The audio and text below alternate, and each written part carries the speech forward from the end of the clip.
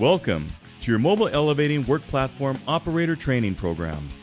This program is intended to help you develop safe operating practices when using scissor lifts, self-propelled booms, portable work platforms, trailer-mounted booms, and self-propelled vertical lifts. This presentation should be used with a participant's guide, which you should have received from a course trainer. The operator training is designed to be general in nature since it covers safe operating principles and practices for most types of mobile elevating work platforms.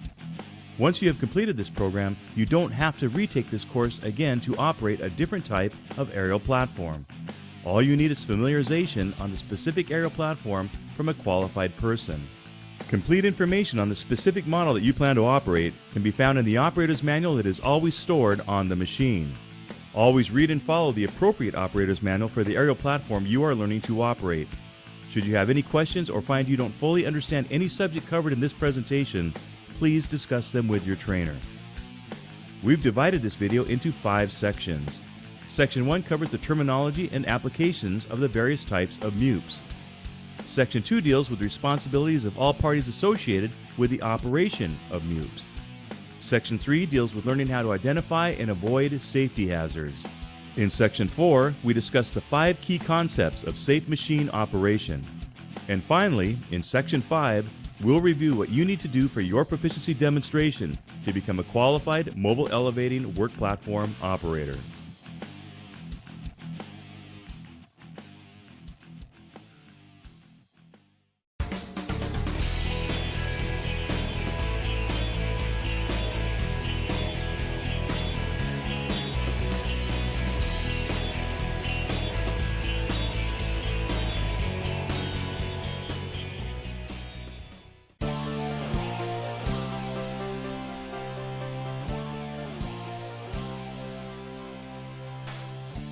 MUP is an acronym for Mobile Elevating Work Platforms.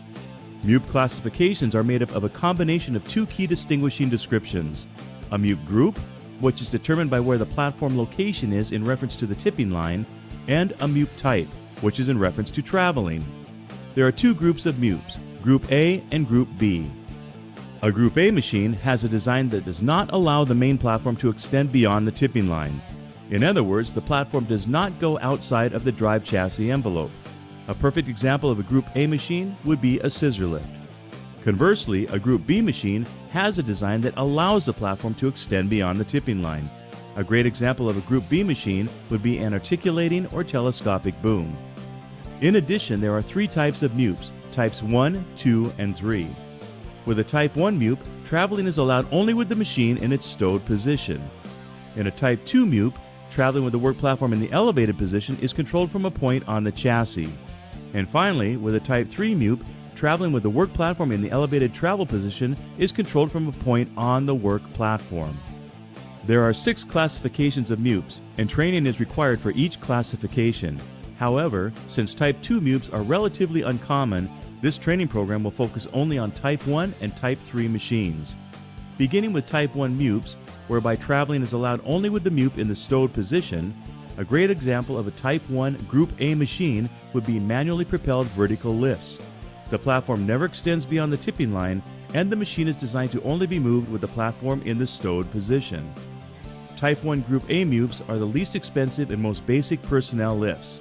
They are economical and easy to transport, and are often a good alternative to platform-controlled vertical lifts. They're compact. Most models can roll through single or double doorways. They can also go on some elevators depending on elevator load capacity. They're relatively lightweight, so they are ideal for use on floors that only support limited loads. Trailer-mounted booms are perfect examples of a Type 1 Group B machine. The platform is designed to extend beyond the tipping line, and the machine is designed to only be moved with the platform in the stowed position. Stationary boom mobile elevating work platforms combine the up and over access of an articulating boom with the convenience of a built-in trailer. They provide an excellent working envelope with the ability to reach up and over obstacles, allowing workers to perform tasks faster and more efficiently than smaller, manually propelled products at a significantly lower cost than that of a self-propelled boom. Now, let's move on to Type 3 MUPs, whereby traveling with the platform in the elevated position is controlled from a point on the platform. A great example of a Type 3 Group A machine would be electric or rough terrain scissor lifts. The main platform never extends beyond the tipping line, and machine travel is controlled from the platform controls. Platform-controlled vertical mobile elevating work platforms offer outstanding maneuverability and productivity-enhancing features. They are self-propelled, and most models have the ability to drive while fully elevated. Common platform-controlled MUPs include scissor lifts and single personnel lifts. They offer either 0-degree or high-angle turning radius for outstanding maneuverability in tight or congested job sites, and some are lightweight enough to fit in an elevator depending on the elevator load capacity. Some models are relatively lightweight, so they are ideal for use on floors that only support limited loads. Articulated and telescopic booms are perfect examples of a Type 3 Group B MUP. The platform is designed to extend beyond the tipping line, and machine travel is controlled from the platform controls. Articulating Z-booms are aerial platforms with multiple boom sections that hinge or articulate, allowing the operator to gain access to work areas over obstacles and barriers. Also referred to as knuckle booms or up and over booms, these versatile products are perfect for tight access in hard-to-reach areas or when reaching over obstacles. Telescopic S-booms are aerial platforms with boom sections that extend telescopically. They're also commonly known as stick booms because of their straight appearance. Telescopic booms offer greater horizontal outreach than any other type of mobile elevating work platform.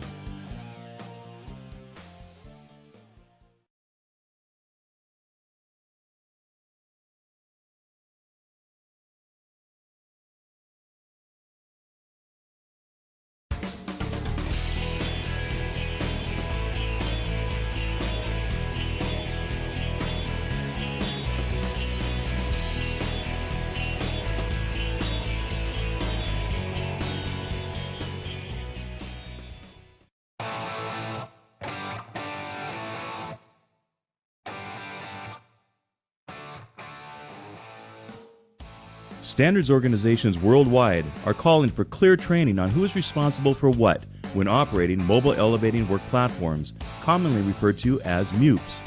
In the United States, the standards are established by the American National Standards Institute, or ANSI. The recognized standard for mobile elevating work platforms is ANSI A92. ANSI A92 standards are enforced by the Occupational Safety and Health Administration, or OSHA. Per ANSI A92, the user must designate a qualified person to monitor, supervise, and evaluate operators on a regular basis to ensure their proficiency.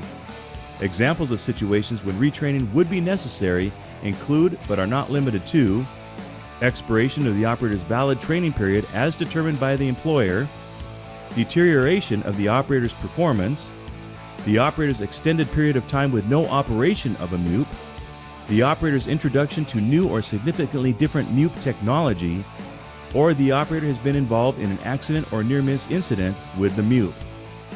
Much like ANSI in the United States, the Canadian Standards Association, or CSA, has published Canada's governing standard, CSA B354, for mobile elevating work platforms, which also establishes the safety requirements related to the elements of design, operation, and maintenance of MUPs. CSA B354 standards are enforced by OHS, which is similar to OSHA in the United States and other provincial authorities. Since each province has their own OHS, it's important to be familiar with those rules and regulations that apply to the safe operation and maintenance of the MUP. Per CSA B354, the operator must be trained or retrained as necessary to keep the level of proficiency at an acceptable level. Examples of situations when retraining is necessary include, but are not limited to, expiration of the valid training period which shall not exceed 5 years, deterioration of proficiency, following an accident or near-miss incident while operating or using a MUP, a condition in the workplace changes in a manner that could affect the safe operation of the MUP, or new MUP technologies and working methods. In Europe, CE approval is required for MUPs and training varies by country. It is generally offered in compliance with national regulatory requirements. Each MUP that is shipped within the United States and Canada is supplied with a copy of the Manual of Responsibilities, which details the responsibilities of dealers, owners, users, operators, lessors, lessees, and brokers. The Manual of Responsibilities is taken directly from the applicable ANSI standard and instructs each of the entities of their obligation.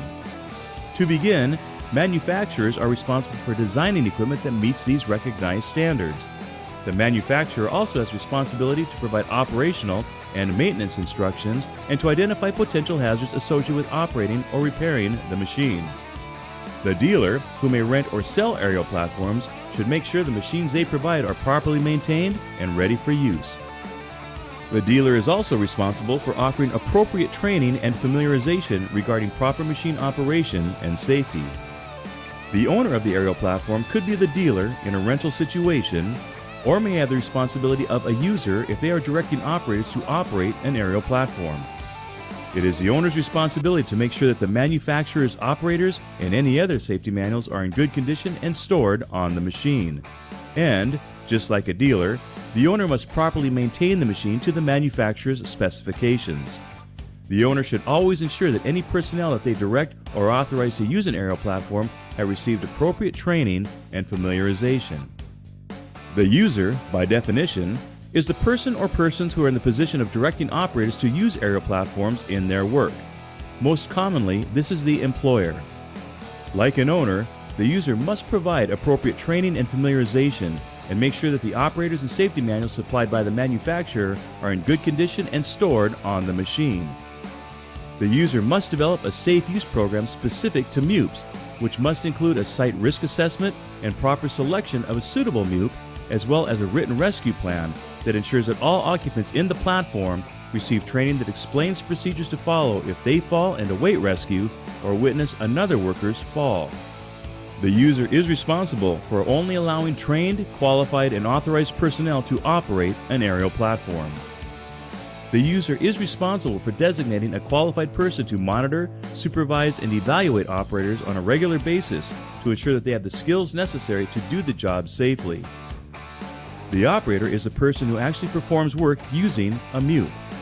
It is the operator's responsibility to check that the operators and safety manuals are stored on the machine and are always read and understood before operation. The operator is responsible for operating the aerial platform within the limits of intended use as defined by the manufacturer in the operator's manual and job site and government regulations. This includes avoiding hazardous situations, performing a visual pre-operation inspection, performing comprehensive function tests prior to use, performing a workplace inspection, and only using the machine as the manufacturer intended. The operator is responsible for reporting any problems or malfunctions that occur before or during operation. And finally, the operator must ensure that all occupants in the platform have a basic level of knowledge to work safely on the MUP. In addition to these important standards, operators are subject to specific local, regional, and national workplace rules and regulations. So please, check with the appropriate safety organizations for specific information that would apply to you. Along with the operator's manual, a copy of the ANSI Manual of Responsibilities is included with every machine shipped in the United States and Canada. These manuals, and any other safety manuals provided by the manufacturer, are considered a permanent part of your machine and must remain with the machine at all times. Consult these manuals when you require specific information for your model of mobile elevating work platform.